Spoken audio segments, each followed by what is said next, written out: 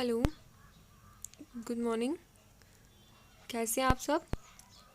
जैसे कि अभी तक हम अपने 5-6 लेक्चर कंप्लीट कर चुके हैं। तो हमारा आज का जो टॉपिक है, इससे पहले हमने सेंटेंस पढ़ा था और उसकी पार्ट्स पढ़े थे। आज हम थोड़ा सा ओवरव्यू 2 मिनट का सेंटेंस के ऊपर देख लेते हैं। उसके बाद आज हम इसकी काइंड्स पढ़ेंगे, ठीक है? तो सेंटेंस क्या होता था? सेंटेंस होता था ग्रुप ऑफ वर्ड्स जिसकी कोई कंप्लीट सेंस हो, ठीक है, जिसका कोई मतलब निकलता हो। फिर हमने पढ़ा कि उसके 2 पार्ट्स होते हैं, एक सब्जेक्ट और दूसरा प्रेडिकेट। सब्जेक्ट क्या होता है? जिसके बारे में कुछ कहा जाए, जैसे मेरे बारे में, आपके बारे में, या किसी भी टॉपिक के ऊपर कोई बात की जा रही है। लेकिन वो बात क्या की जा रही है, क्या बात, जो जिसके ऊपर क्वेश्चन क्रिएट होगा कि क्या बात है, तो वो जो पार्ट होगा वो प्रेडिकेट कहलाएगा। अब सब्जेक्ट का तो हमें पता किस होते हैं, वी, दे, ये वाला पार्ट हमारा सब्जेक्ट कहलाएगा। और वर्ब के आगे वाला पार्ट जो होगा वो हमारा प्रेडिकेट कहलाएगा।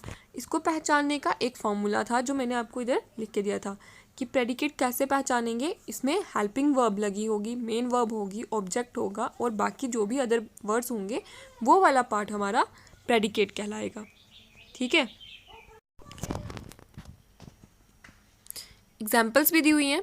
We go to school, we क्या हो गया? सब्जेक्ट, और गो टू इधर से आगे हेल्पिंग वर्ब लगी हुई है, तो ये वाला पार्ट हमारा प्रेडिकेट हो गया। और दूसरे वाले में देख लो, Ram is reading the Ramayana, तो राम सब्जेक्ट हो गया, इज रीडिंग द, यहाँ से आगे वर्ब लगी हुई है, तो ये वाला पार्ट हमारा प्रेडिकेट हो गया, ठीक है? आज हम पढ़ेंगे काइंड्स ऑफ सेंटेंस। तो कितनी तरह की काइंड्स होती हैं सेंटेंस की? काफ़ी टाइम पढ़ा होगा, तो देखते हैं। हमारे पास 5 तरह की काइंड्स है इसकी। असर्टिव सेंटेंस, जिसके आगे 2 टाइप्स होती हैं। फिर interrogative sentence, imperative sentence, exclamatory और ऑप्टेटिव। अब देख लेते हैं कि जो डिफाइन कर लेते हैं इनको। असर्टिव सेंटेंस क्या होता है? Assertive sentence is also called a declarative sentence. उसको और क्या कहेंगे हम? डिक्लेरेटिव सेंटेंस भी कहेंगे। It simply makes a statement, जो एक कोई सिंपल स्टेटमेंट कहे। तो इसको ऐसे कैसे कह सकते हैं कि जिस किसी सेंटेंस में किसी घटना के बारे में बात की जा रही हो, तो उस सेंटेंस को हम असर्टिव सेंटेंस, जैसे हम जो भी काम कर रहे हैं उसके बारे में जो एक सिंपल स्टेटमेंट होगी, ठीक है? देख लेते हैं एग्जाम्पल।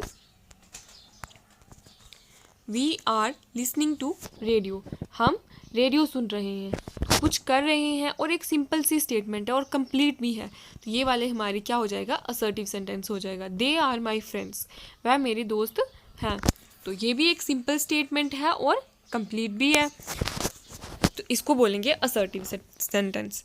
अब आते हैं कि असर्टिव सेंटेंस की 2 तरह की काइंड्स होती हैं जो हमने ऊपर देखी थी। कौन कौन सी होती है? एक पढ़ा था अफर्मेटिव और दूसरा नेगेटिव। अफर्मेटिव को हम पॉजिटिव स्टेटमेंट भी कह सकते हैं, ठीक है? पॉजिटिव सेंटेंस और negative sentence. An affirmative sentence simply states something, जिसमें सिंपली कोई बात कही जाएगी। It is any declaration that is a positive, कोई भी बात जो कि पॉजिटिव है, जिसमें नेगेटिव कोई भी बात नहीं होगी, ठीक है? इसके लिए हम एग्जाम्पल देख लेते हैं।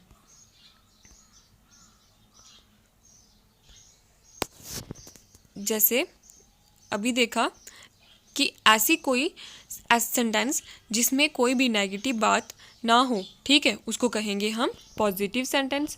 तो इसका स्ट्रक्चर क्या होगा? सब्जेक्ट होगा, वर्ब होगा और ऑब्जेक्ट होगा।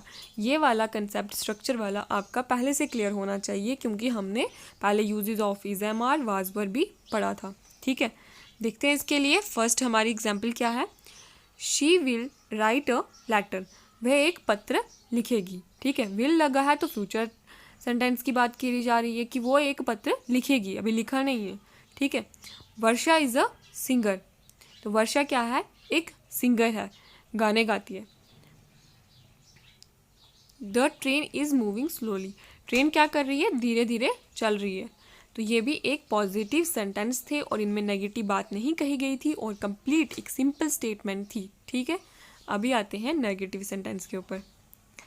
नेगेटिव सेंटेंस क्या होगा कि एक ऐसी डिक्लेरेशन किसी बात में कही जाएगी जिनको उसके ऊपर रिलाय होगा, मतलब कि believe to be a true, कि वो सही बात है लेकिन नेगेटिव तौर पे, negative sentence are typically formed by adding the word, कैसे, उसमें नॉट या नेवर यूज़ होगा तो वो वर्ड हमारा, वो सेंटेंस हमारा क्या कहलाएगा कि वो बात वो नेगेटिव है, वो सेंटेंस नेगेटिव है जिसमें किसी चीज़ के ना होने की बात की गई होगी। इसका स्ट्रक्चर देख लेते हैं हम।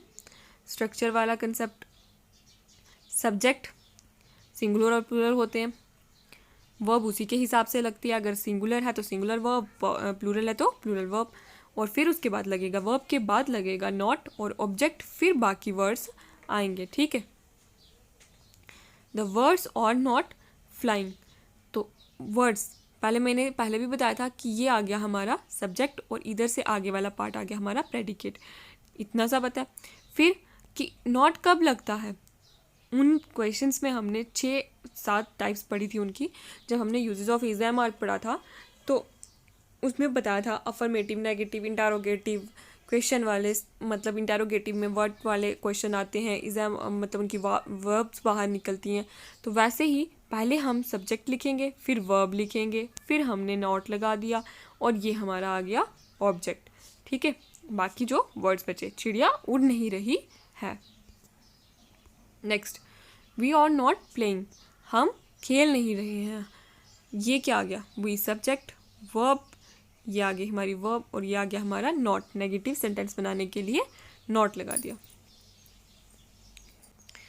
नेक्स्ट देखो इंटरोगेटिव सेंटेंस। इंटरोगेटिव सेंटेंस हमने पहले भी पढ़े हैं। इंटरोगेटिव सेंटेंस होते हैं जिसमें कोई क्वेश्चन पूछा जा रहा हो। ठीक है, a sentence that ask a question is called an interrogative sentence, जिसमें कोई क्वेश्चन किया जा रहा हो और वो स्टार्ट कैसे होते हैं, WH वर्ड से स्टार्ट होते हैं या किसी हेल्पिंग वर्ब से स्टार्ट होंगे। WH वर्ड्स के बारे में भी बताया था और ये भी बताया था कि वो यूज़ कौन से होते हैं, पहले वाली वीडियो जाके चेक कर लें। ठीक है, कि हु किसके लिए यूज़ होगा, पर्सन के लिए, विच किसके लिए यूज़ होगा, वट किसके लिए यूज़ होगा, व्हेन किसके लिए, टाइम के लिए यूज़ होगा। तो ये सारे जाके पहले वाली वीडियोस देख लें और उसमें आपको पता चल जाएगा कि कौन किसके लिए यूज़ होता है। फिर उनके बाद आती है हेल्पिंग वर्ब और ये सारे जो हैं एंड किसके साथ होते हैं, एक क्वेश्चन मार्क के साइन के साथ। देख लेते हैं स्ट्रक्चर क्या रहेगा। हेल्पिंग वर्ब आएगी, फिर सब्जेक्ट, फिर ऑब्जेक्ट, फिर क्वेश्चन मार्क। हेल्पिंग वर्ब आएगी, सब्जेक्ट, मेन वर्ब और ऑब्जेक्ट।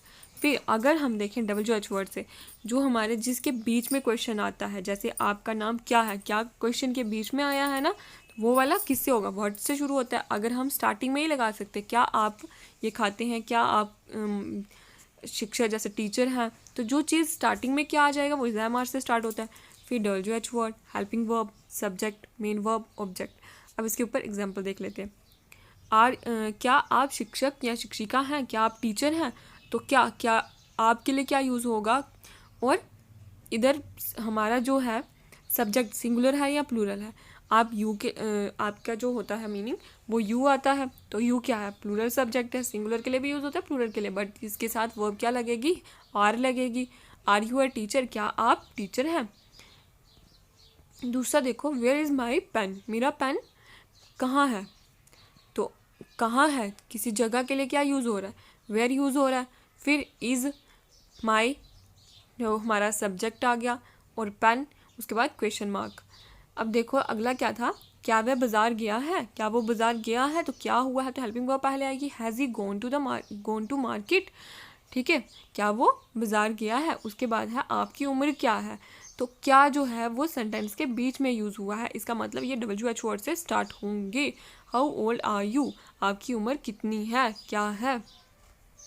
अब बारी आती है थर्ड कौन सा है, थर्ड है इम्पेरेटिव सेंटेंस। इम्पेरेटिव सेंटेंस क्या बोलता है, a sentence that gives an order or makes a request, या तो उसमें ऑर्डर दिया जाएगा, या रिक्वेस्ट की जाएगी, एडवाइस दी जाएगी, सुजेशन दिया जाएगा। इन सब सेंटेंस को हम क्या कहेंगे, इम्पेरेटिव सेंटेंस। जिन भी सेंटेंस में हमें कोई ऑर्डर, एडवाइस या रिक्वेस्ट या सुजेशन दिया जाता है, उन सेंटेंस को क्या कहा जाता है, इम्पेरेटिव सेंटेंस। अब स्ट्रक्चर तो सबका सेम होगा, इसके लिए क्या है, जैसे देखो कृपया शांत रहें, तो उसने क्या कहा, रिक्वेस्ट करी है, प्लीज़ बी साइलेंट। ठीक है, आगे है कभी झूठ मत बोलो, तो वो क्या कर रहे हैं, उसको समझा रहे हैं, never tell a lie, please come in a queue, तो क्या बोला, कृपया लाइन में आइए, तो रिक्वेस्ट कर रहे हैं और प्यार से समझा भी रहे हैं, keep quiet all of you, ये भी क्या कर रहे हैं, उनको समझा रहे हैं, एडवाइस दे रहे हैं, रिक्वेस्ट कर रहे हैं, ऑर्डर भी दे रहे हैं कि क्वाइट ऑल ऑफ यू, सबको क्या किया, ऑर्डर दिया, आप सभी शांत रहिए। अब आती है बारी ऑप्टेटिव सेंटेंस की। ऑप्टेटिव सेंटेंस कौन से सेंटेंस होते हैं? वो सेंटेंस जिनमें अपनी कोई विश या फिर प्रेयर कही जाए, इन सब सेंटेंस को क्या कहेंगे? ऑप्टेटिव सेंटेंस कहेंगे। जैसे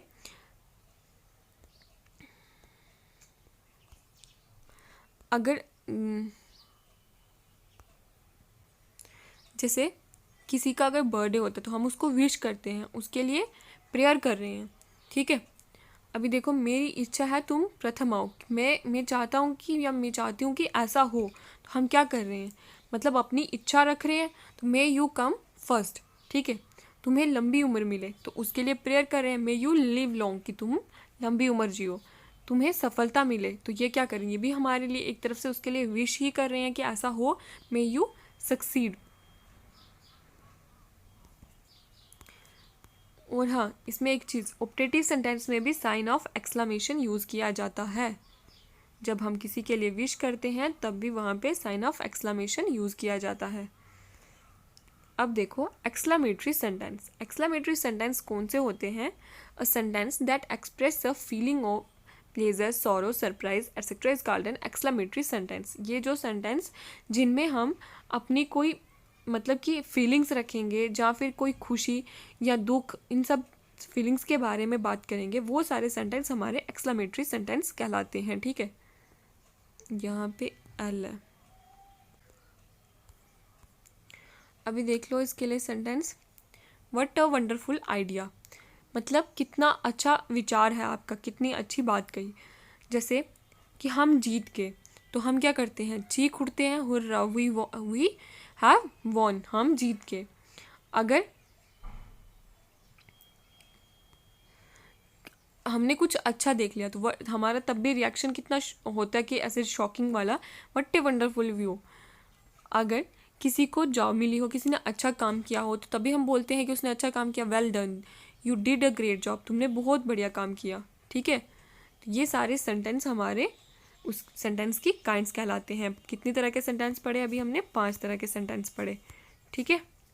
इनको अच्छे से रिवाइज कर लें, कोई डाउट हो तो मुझे कमेंट सेक्शन में पूछ लें। और अगर आपको मेरी वीडियो पसंद आई हो तो प्लीज़ इसे लाइक शेयर करें, और ज़्यादा से ज़्यादा वीडियो को शेयर करो। आप ही लोगों के लिए ये वीडियो बनाई जाती है, जो भी जिनको ज़रूरत है इन कंसेप्ट्स की, इन वीडियोस की, वो जाके उनको शेयर करें। और प्लीज़ जो भी मेरे चैनल पे आज न्यू हैं वो मेरे चैनल को सब्सक्राइब करें और ज़्यादा से ज़्यादा शेयर करें, ठीक है। और जो मेरे व्हाट्सएप ग्रुप में नहीं है, मैंने डिस्क्रिप्शन में मैं टेलीग्राम ग्रुप का डाल दूँगी लिंक, तो आप उस लिंक को क्लिक करें और मेरे टेलीग्राम चैनल से जुड़ सकते हैं। वहाँ पे इन वीडियोस की आपको PDF मिल जाएगी, ठीक है। तो जल्दी करें, फिर शेयर करो और लाइक सब्सक्राइब करो चैनल को, ठीक है। Okay, thank you, thanks for watching.